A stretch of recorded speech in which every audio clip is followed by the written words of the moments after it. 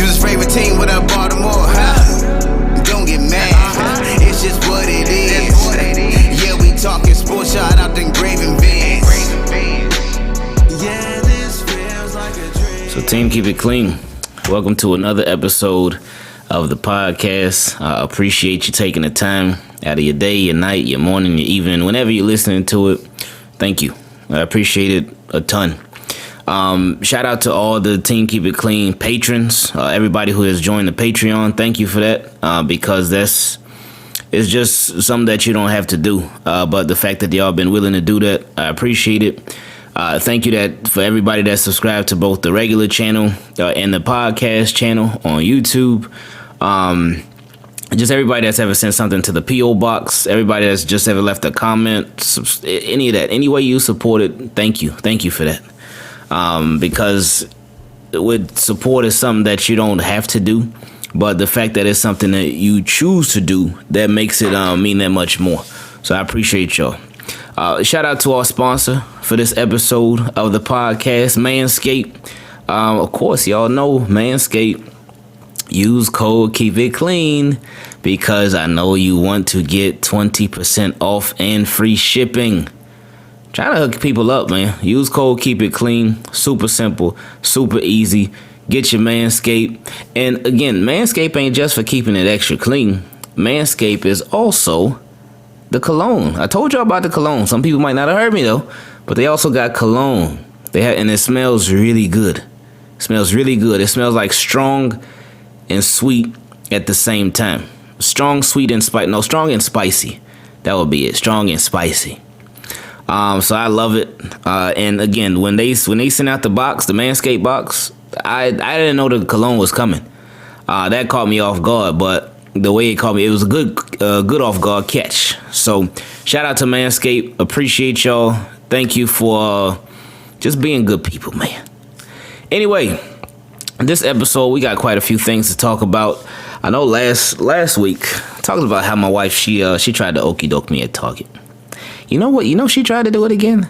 She really did. Because that gift card that when we were in the checkout line, that she just mysteriously forgot her login and her password to go into the Target app, we went back to Target again. And we were pulling into the parking lot.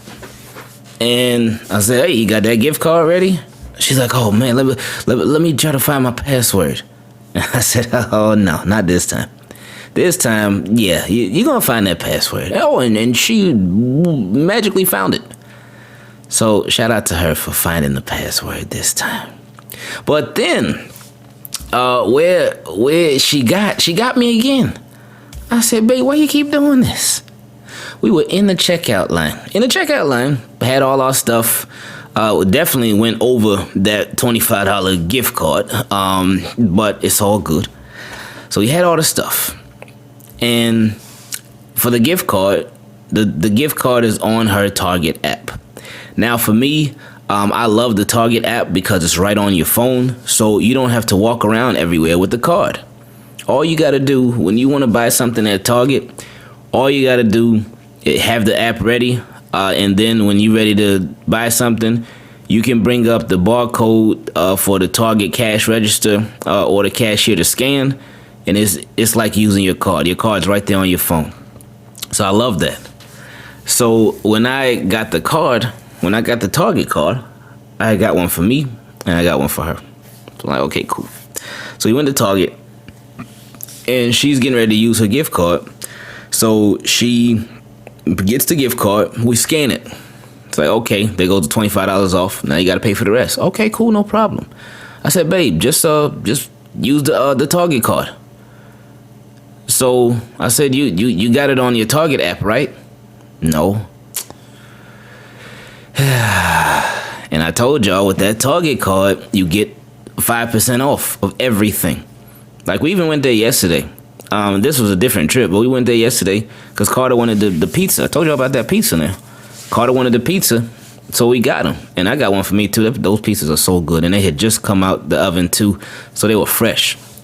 But back to the when we were in checkout, so she scanned her gift card, and it took the $25 off, so we had to pay for the rest. So, but she didn't have the Target card on her app. And I said, do you have it on you? Even though I knew the answer already. Sometimes you just got to ask these things anyway. So I asked, I said, do you have it on you? No. So, okay, cool. Let me scan my Target card from my Target wallet, the digital wallet. Hey, no problem. Take care of it, no problem. So I go and scan my card, and it goes, I said, nope, you can't use 2 different wallets to make this payment. So the only way we would have been able to use the Target card to pay for the stuff is if it came from her digital wallet, because that's where the gift card came from. And I said, oh, you done got me again. You done got me again. So we just had to use a regular card for it. Didn't get off 5% off of everything, but it's all good, and I still love my wife. But nah, it's in all seriousness though, I did get some nice little shirts.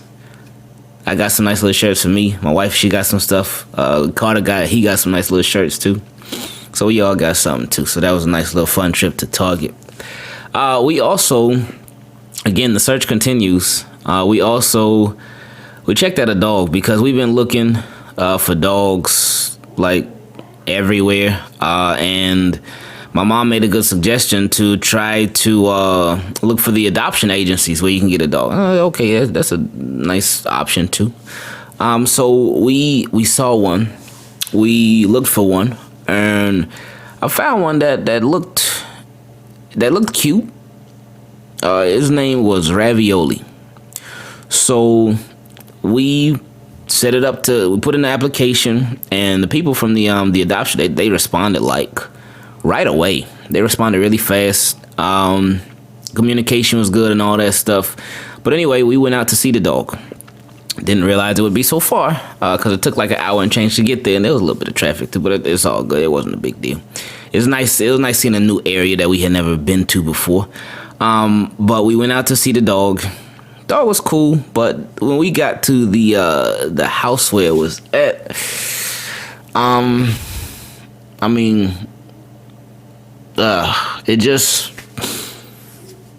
it didn't seem like it was the cleanest. They just had like a lot of stuff outside, and it didn't seem like the dog was in the best situation. But then I found out that the dog, I don't think he stays there full time, because with the fostering, it's a very tricky situation. But anyway, the dog came out. The dog was cool, but I told my wife, I like the dog. It's cool or whatever. It's small, but whatever. It wasn't like tiny small. But the only thing that I didn't like about the dog was that it looked like it needed a good bath and a good scrubbing, like a real good scrubbing and a good bath, because it just looked a little dirty. But anyway, we met the dog. Carter was playing with the dog, laughing with the dog, he, all that good stuff. Running around with the dog, chasing the dog, playing tug of war with the dog. He was having so much fun with this dog, man. And then we went to leave. So I asked Carter, I said, Carter, you want to take that dog home? You want to keep that dog? And he said, I would rather a dog that's cute. And I said, oh, okay. So Carter the okie dokes. He really had me thinking that, okay, this might be the one. He's really going to like this dog. He likes it and he's enjoying it. I thought that he really liked the dog, but he didn't. He really didn't. So the search continues. We did go to a puppy store yesterday, and Carter, he's been getting better though. He's been getting better because I think now when we go to puppy stores, his expectations are already set, even without us telling him this time. Because we went to a puppy store just yesterday, and we went in there. He loves Shih Tzus. He loves those. Like, those are his favorite kind of dog. Loves them. So we went there. We saw some of those. There was a golden retriever. That one would be cool because that one has actually got some size on it. Because I can't connect with these small dogs, man.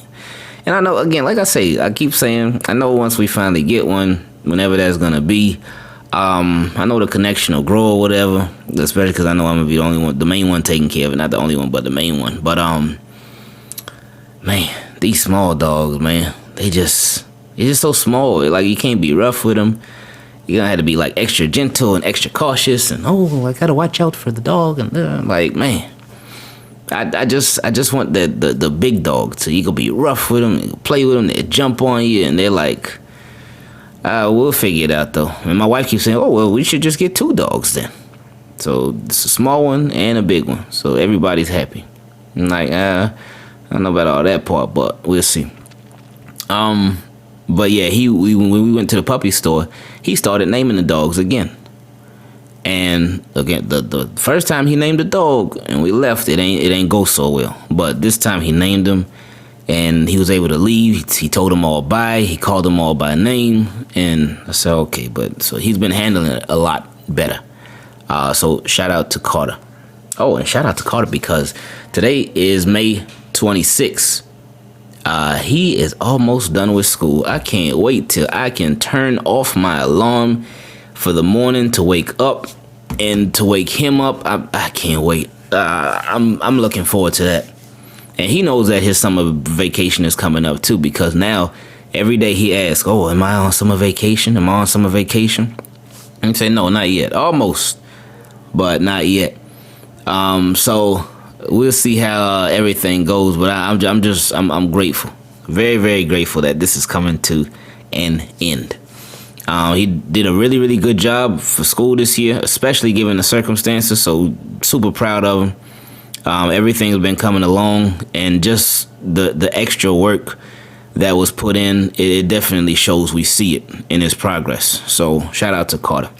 Now, what I wanted to talk about in this episode is something that I've been seeing. One of my boys actually brought it to my attention a couple weeks ago. He had texted me about it, and I'm just like, whoa, it's just such an obvious answer. Like, how could anybody like disagree?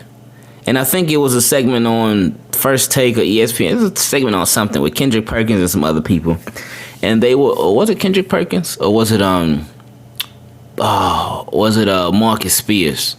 I forgot who it was, but anyway, segment on ESPN, I believe, where they were asking a question: is it harder to win a championship in the NBA or the NFL? So is it harder to win the NBA championship, or is it harder to win the Super Bowl? Me, even, of course, I know some people are going to think, well, you're a football fan, so of course you say that, but I think it's just such an obvious answer. It's much harder, 20 times harder, a million times harder to win in the NFL and in football than it is in basketball. Versus NBA, it's much harder, and the easiest way that I can explain that is by the actual playoffs themselves. I mean, we'll go to the regular season. No, let's start at the regular season. Regular season. NBA, how many games do they have in a regular season? I know the past couple years been a little bit weird, but NBA in the regular season is 82 games. 82 games. You could lose 20 games. You could lose 20 games and still win 62 of them. And you would be one of the better teams in the league. That's a lot of games lost. In the NFL, before this season, because now this season is going to be 17 games, but before this season, for a while, it was 16 games. 16 games. So you lose 4 of those, you could go 12-4, which would be nice. But at 12-4, depending on how other teams in your division do, you could miss the playoffs. You could miss them. But right there with the NBA, they have such a wider area for a wider margin for slipping up, for starting off slow, for just being terrible early on. You have such a wider margin for doing that than the NFL. NFL, it was 16 games. Hey, you bet if you starting off slow, you better tighten up quick, because after them 17 weeks, that's it. You're done. That's it. But for NBA, you got such a longer time to get right and get better. Now, another another thing too for NBA versus NFL. NBA is you can rely on one person could be going off. You could rely on one person and they could be going off, and it's like one person can control their own scoring on any given play. Now, of course, you got plays with you got assists and stuff, so that's when somebody passed the ball to the player that scores on their way to the basket. But you in NBA, you have so much more control over one person scoring. Like one person could receive the inbound pass, and then they could go down the entire court. They could go down court, and then they could shoot, score, boom. They don't have to pass to any teammates. No other teammates have to be involved. The other teammates literally, there's some places the other teammates could literally just stand there and a person could score. So in NFL, no, that's not happening. That's impossible. It's impossible on special teams. It's impossible on offense. It's impossible. There will never be a play where one person literally can do everything from one end zone to the other. It's impossible. For the NBA, yes, you do have plays where everybody could do everything right, and then one person could mess it up, and that could just kill the whole play. The only thing I see happening is if everybody, they moving the ball around, it's good ball movement and whatnot, and somebody pass to a wide open guy, he shoots a three, oh, he bricks it. Okay. The opposing team, they rebound the ball, and now it's their ball. Okay, cool. But there's plays, like I said before, where one person can control the entire play. They get the ball inbounded to them, go down court, they could dribble around, drive to the basket, lay it up, dunk it, shoot a jumper, whatever. They can do that. But in NFL, it takes so much more people for a play to be successful than it does in the NBA. One person cannot do it in NFL. That is impossible. Because it starts up front with the offensive line. If your offensive line ain't blocking, your quarterback ain't going to be much of anything. He's not going to be much of anything, and it makes his job that much harder. Then, say for instance on a passing play. On a passing play, the offensive line has to block. The quarterback, he drops back, and he has to catch the ball. If it's in shotgun or if it's under center, he has to receive the ball properly so he doesn't fumble it. So that's already an area of concern. But anyway, the quarterback gets the ball. So now he's got to throw it the right way to get it to whatever receiver. But if he doesn't have any protection from the offensive line, everything's going to crumble from jump. But even if he does have protection from the offensive line, quarterback receives the ball properly, he drops back, he throws it to the receiver, and boom, it could be a perfect pass. The receiver could drop it. Play's over. That's it. Play's over. You're done. Now, in the NBA, again, it's easier to get back from stuff like that. Why? Because it's back, forth, back, forth, back, forth, back, forth. NFL is not back forth like that. NBA it reminds me of tennis. Because again, back forth, back forth, back forth. NFL, no. It's a slow grind. So anyway, and that's just with a play. Again, with the NFL, everybody has to be doing their job the right way in order for a play to be successful. It takes everybody. The offensive line, quarterback, the running backs, the wide receiver, tight end, everybody. Now, and it's the same way for defense too. On defense, everybody got to be doing their job for stuff to be successful. So, that's just, yeah, that could end it right there for me.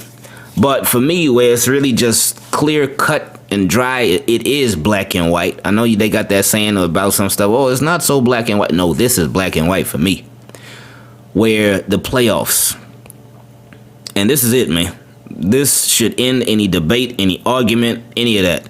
Playoffs. In the playoffs. NFL playoffs versus NBA playoffs. NFL playoffs, one and done.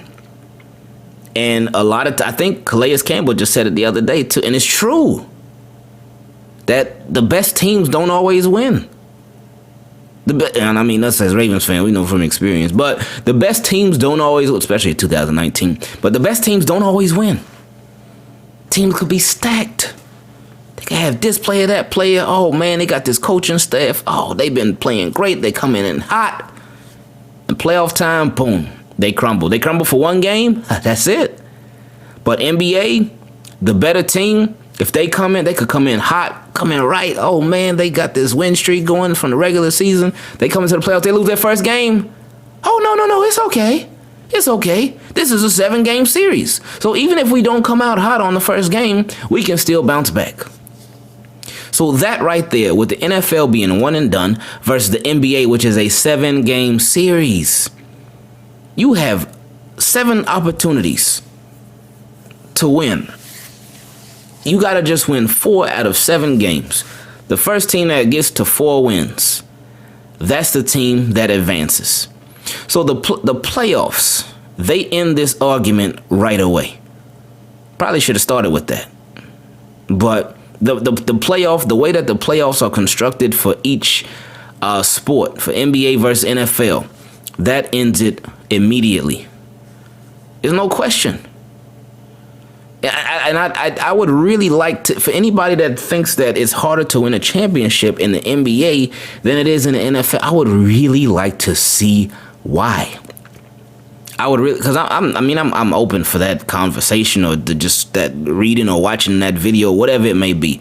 But I would really like to see why, because I don't see it at all. I just don't, especially based off of the playoff seeding. Like, that's the biggest thing. I don't see it. I can't. Like, you got 7 games to get this thing right.